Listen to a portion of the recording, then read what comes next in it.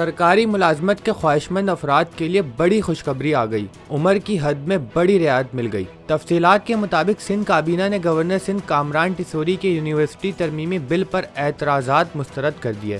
سندھ کابینہ نے یونیورسٹی ترمیمی بل کی منظوری دے دی، جس کے تحت سرکاری نوکری حاصل کرنے کے لیے عمر کی حد 5 سال بڑھا دی گئی ہے۔ سرکاری ملازمین کو مدت ملازمت میں 5 سال کی رعایت دی گئی ہے۔ پہلے سرکاری ملازمت کی حد 28 سال تھی، جسے بڑھا کر 33 سال کر دیا ہے۔